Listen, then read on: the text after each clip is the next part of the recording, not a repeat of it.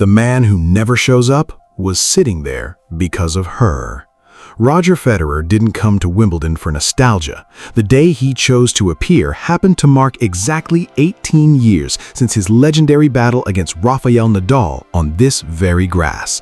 But this time, he didn't come for his own past. He stepped into the royal box, sat down, and fixed his eyes on a 21-year-old girl from the Philippines who was preparing to step into the biggest match of her young career. The question wasn't who came to watch. The question was why, because Federer is no longer a casual tennis spectator. He has earned the luxury of selective. When he sits in the stands, it always carries weight. It means he saw something big enough to make him take a long flight and accept the spotlight of the entire tennis world just to sit there and observe. 2 days before Federer arrived, Alex Eala did something no athlete from her country had ever done before. She defeated the reigning Wimbledon champion, Iga Świątek, the world number 3 and owner of 6 Grand Slam titles, right on center court. In 1 hour and 24 minutes, Eala dismantled Świątek 7-6, 6-2. This wasn't a lucky win. This was a victory that made the entire tennis community stop and look closer. And this is where the story gets interesting.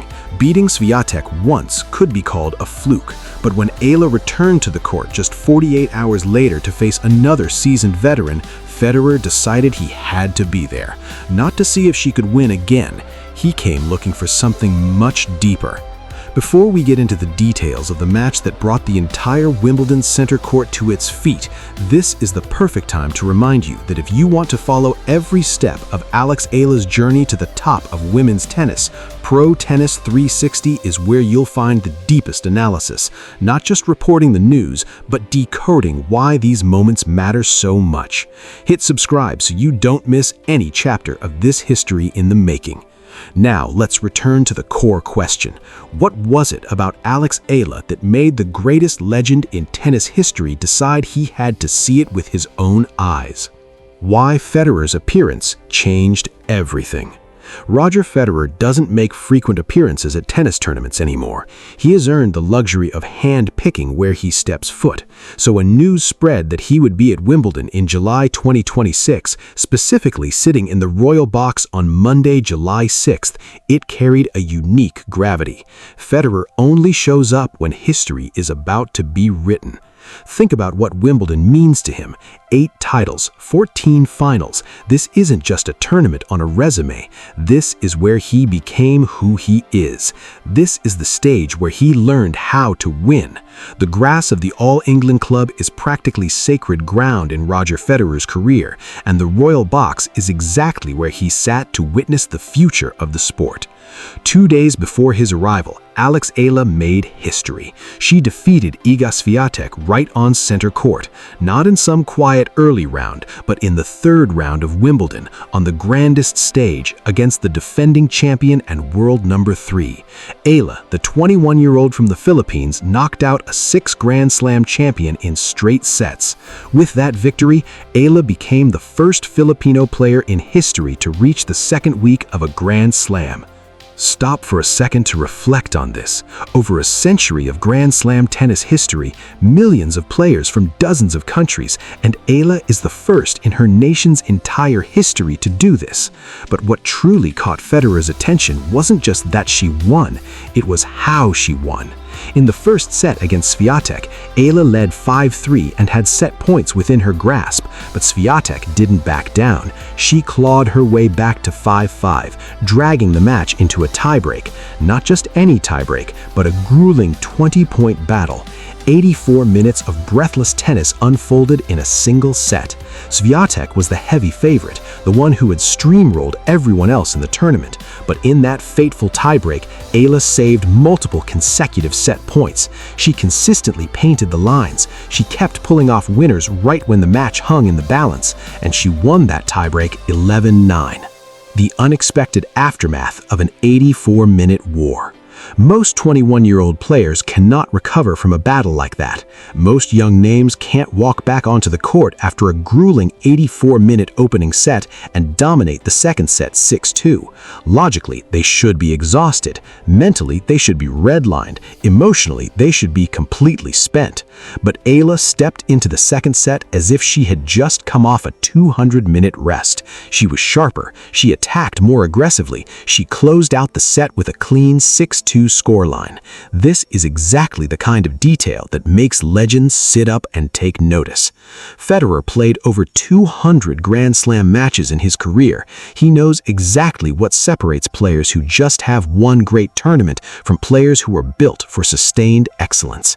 And when he heard that Eala would return on Monday to face Jasmine Paolini, a former world number 4, a Wimbledon finalist, someone who has learned how to win on this exact stage, he made his decision. He would be there. The greatest of all time would be sitting in the royal box, and Eala would step into her biggest match, knowing that Federer's eyes were tracking every single ball. What happened in that match against Paolini wasn't just a matter of winning or losing. It was the story of what Federer truly came to see.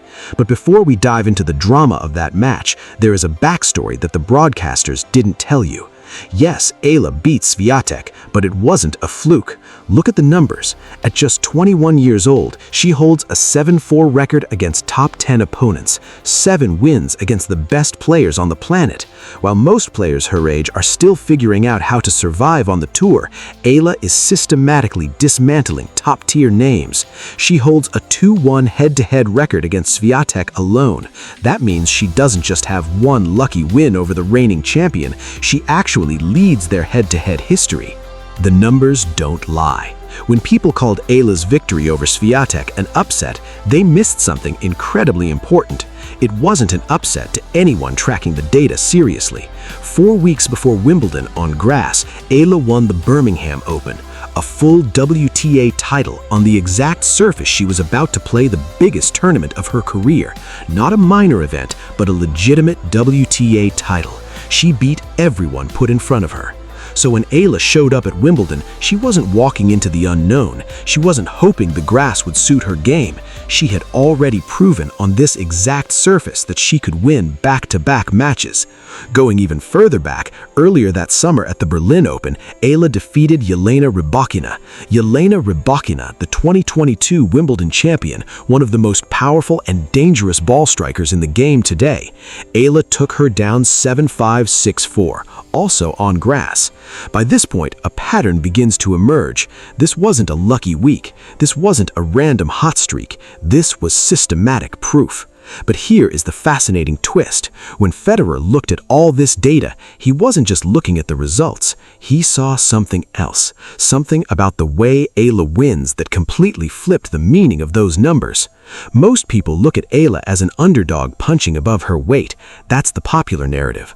The story is, wow, she's so talented she can upset higher-ranked players. Impressive, but still framed as a surprise, as if she is playing out of her depth. But that's not what the data actually shows. The data shows something completely different. It shows that Eala belonged in that conversation from the very beginning, and the rest of the world was simply slow to realize it. When you don't play like an underdog. Look at how Eala won against Świątek. She didn't play with fear. She wasn't trying to just hang in there against the world number 3. She played toe-to-toe on the same level. She hit winners. She made bold offensive choices. She took risks. And when things got tightest ever, in that grueling 84-minute first set tiebreak, she didn't blink. She saved set points. She won the tiebreak. Then she came out and dominated the second set. That is not an underdog overperforming. That is pedigree disguised as an upset. Against Jelena Rybakina, she didn't try to outpower one of the biggest hitters in tennis. She adjusted. She used her tactical IQ. She changed the rhythm. She made Jelena uncomfortable and won convincingly. A 7-5, 6-4 scoreline isn't a lucky escape. It's a statement of authority. So when Federer sat down to watch Eala play Paolini on Monday, he didn't come to see if she could get lucky twice.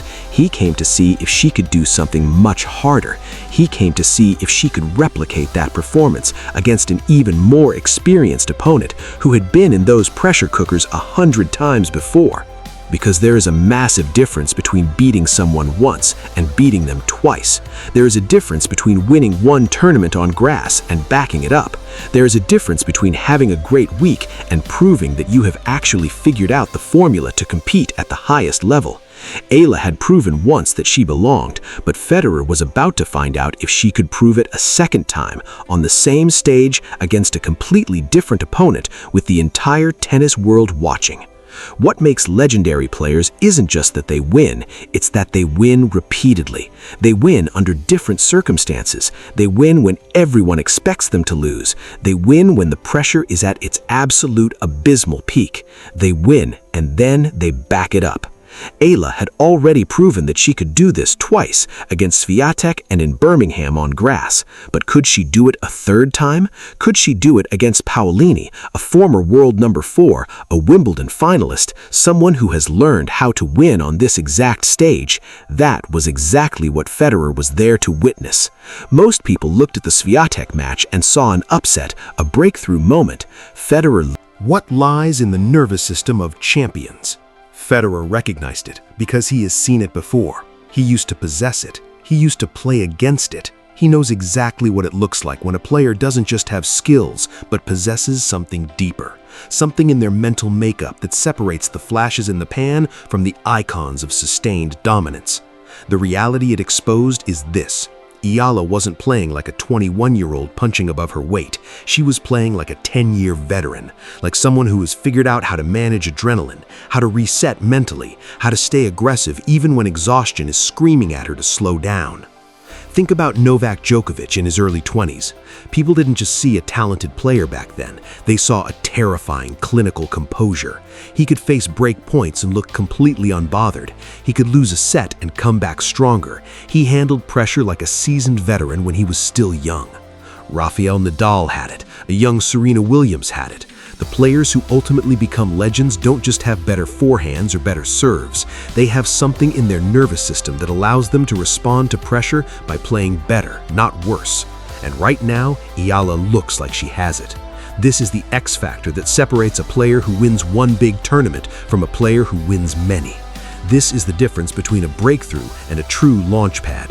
This is the quality that Federer, with over 200 Grand Slam matches under his belt, knows how to spot instantly. But here's the thing about this composure. You cannot fake it for a match. You cannot manufacture it in a practice session. You either have it under your skin or you don't. And the only way to truly test if it's real is to put someone in the highest pressure situation possible and watch how they react. Świątek tested it once. Eala passed. But that was just one test. 5 fateful break points. Federer knew that Paolini would be a completely different kind of test, because Paolini isn't just experienced, Paolini is a Wimbledon runner-up. She has stood in a Grand Slam final. She has tasted heartbreak on the biggest stage. She knows how to suffer. She knows how to grind for hours. She knows how to adjust when things aren't going her way.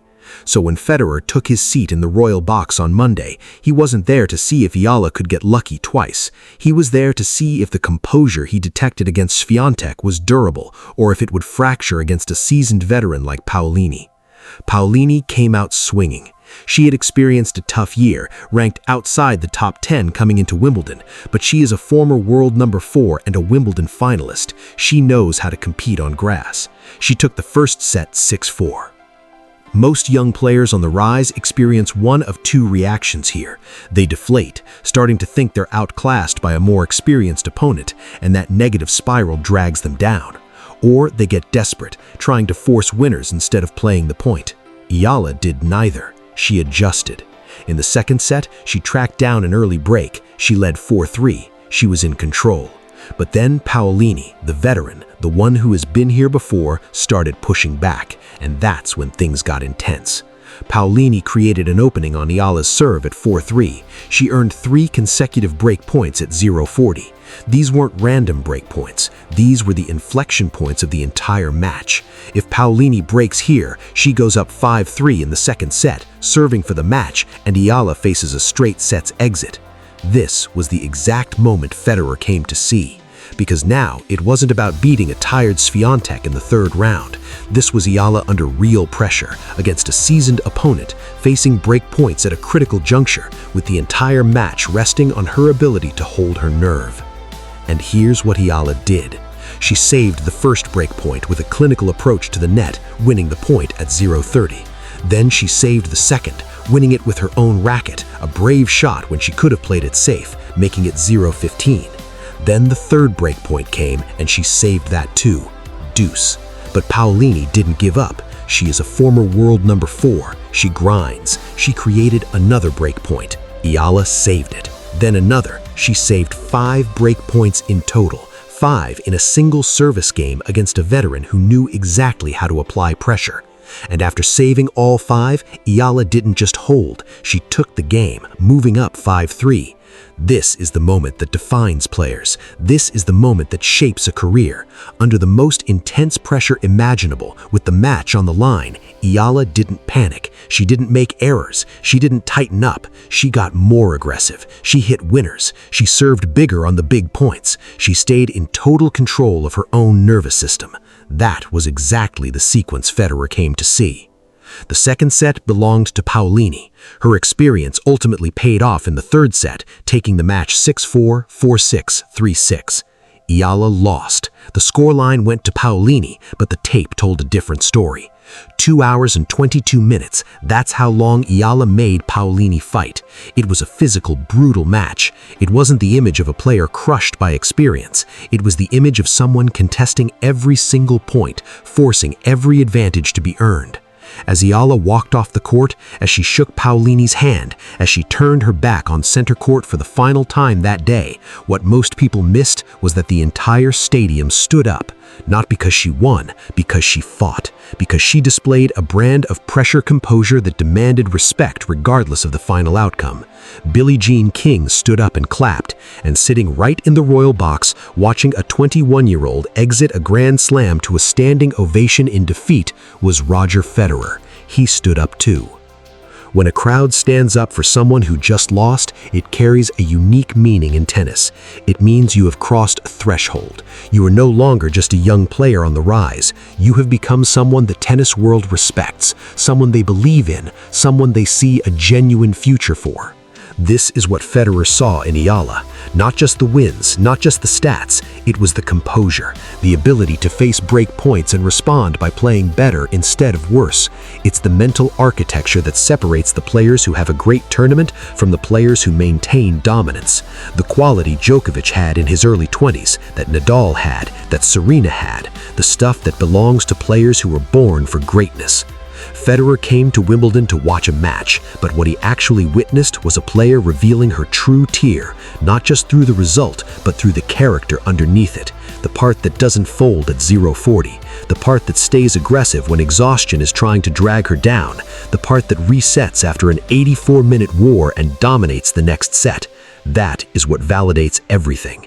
This is what many people misunderstood about that loss to Paolini. They look at the final score and think it's a step backward, but this defeat proved what the win over Świątek only teased. It proved that Eala's composure is real, that it isn't a flash in the pan, that it is hardwired into who she is, that when you apply pressure to her, she doesn't break, she fires back. That is the difference between a breakthrough and a true launch pad. Eala didn't just reach a career-high ranking of world number 28. She earned something bigger. She earned validation from the tennis establishment, something most players spend their entire careers chasing. She has Federer's eye. She has her peers' respect. She has the stadium on her side. The question now isn't whether Eala can beat the top players. She has proven that repeatedly. The question is whether she can build on this foundation, whether she can maintain this level, whether she can turn this Wimbledon moment into a sustained top 10 career, or if this remains a beautiful but fleeting peak.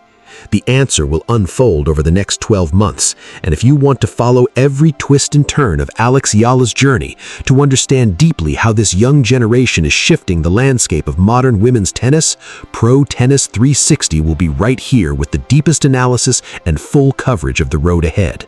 Subscribe today to watch the next chapter unfold, a chapter that likely still holds plenty of surprises.